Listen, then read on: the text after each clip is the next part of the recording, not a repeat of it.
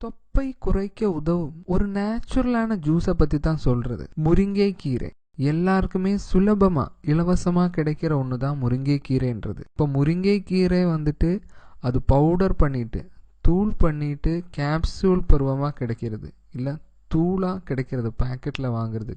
அந்த அளவுக்கு முருங்கைக்கீரை பெனிஃபிட்டு இந்த உலகத்தில் தெரிஞ்சு போச்சு. இந்த உலகத்தில் இருக்கிறதுல மிகப்பெரிய நியூட்ரிஷன்டான இலை அப்படின்னு வேணும்னா சொல்லலாம் முருங்கைக்கீரை. முருங்கைக்கீரை இலை வந்துட்டு தூள் செஞ்சதாக இருந்தாலும் சரி, இல்லை ஃப்ரெஷ்ஷாக இருக்கிற இலையாக இருந்தாலும் சரி, BP level, sugar level, cholesterol level இது எல்லாமே ரெடியூஸ் பண்ணுறதுக்கு ரொம்ப ஹெல்ப்ஃபுல்லான ஒன்று. சுகர் லெவலை கண்ட்ரோல் பண்ணுறதுக்கு முருங்கைக்கீரை இலையில் வந்து ரைபோஃப்ளாவின் அப்படின்ற ஒரு பொருள் இருக்குது. இது வந்து சுகரை ரெடியூஸ் பண்ணுறதுக்கு ரொம்ப ஹெல்ப்ஃபுல்லான ஒன்று. இதில் தாராளமாக இருக்கிற ஃபைபர் கண்டென்ட்டு செரிமான சம்மந்தப்பட்ட பிரச்சனைகள் ரெடியூஸ் பண்ணுறதுக்கும் சரி பண்ணுறதுக்கும் ரொம்ப ஹெல்ப்ஃபுல் ஆகும். தாய்ப்பால் கொடுக்குறவங்களுக்கும் இது ரொம்ப ஹெல்ப்ஃபுல்லாக இருக்கும்.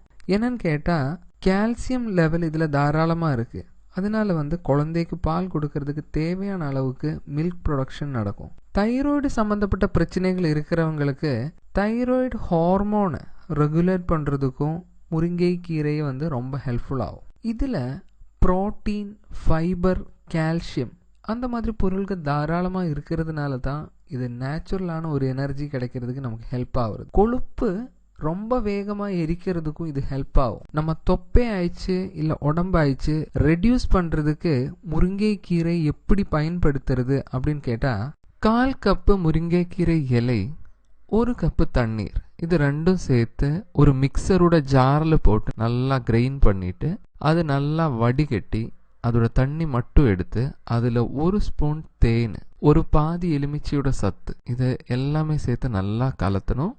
இது வந்து வேணும்னா மார்னிங்கில் காலியான வயிற்றில் நமக்கு குடிச்சிடலாம். இல்லை நம்ம பிரேக்ஃபாஸ்ட்டு முடித்ததுக்கப்புறம் ஒரு அரை மணி நேரத்துக்கு அப்புறம் நமக்கு இது குடிச்சிடலாம். இல்லை நைட்டு சாப்பாடுக்கு அப்புறம் அரை மணி நேரத்தில் இந்த ஜூஸை நமக்கு பயன்படுத்திக்கலாம். எதாக இருந்தாலும் கண்டிப்பாக உங்களுக்கு அதோட ரிசல்ட் கிடைக்கும். இது ரெகுலராக நம்ம பயன்படுத்தியாக மட்டும்தான் நமக்கு அதோட பெனிஃபிட் கிடைக்கிறது. அட்லீஸ்ட் ஒரு 7 days ஆகுது நம்ம பயன்படுத்தியாக மட்டும்தான் நமக்கு அதோட ரிசல்ட் கிடைக்கும்.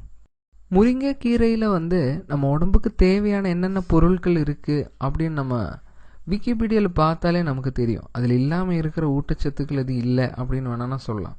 இதில் வந்து 25% அதிகமாக இரும்பு சத்துக்கள் இருக்குது நம்ம நார்மலான கீரையை விட. அந்த மாதிரி 4% அதிகமாக ப்ரோட்டீன் இருக்குது நம்ம கோழி முட்டை சாப்பிட்றதை விட.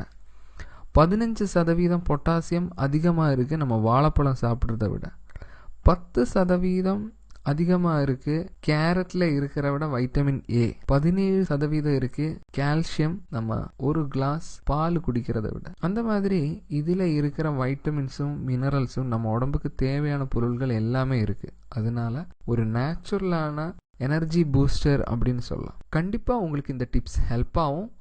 இப்போ தொப்பை ரெடியூஸ் பண்ணுறதுக்காக இருந்தாலும் சரி, உடம்பு ரெடியூஸ் பண்ணுறதுக்காக இருந்தாலும் இது கண்டிப்பாக உங்களுக்கு இது ஹெல்ப் ஆகும்.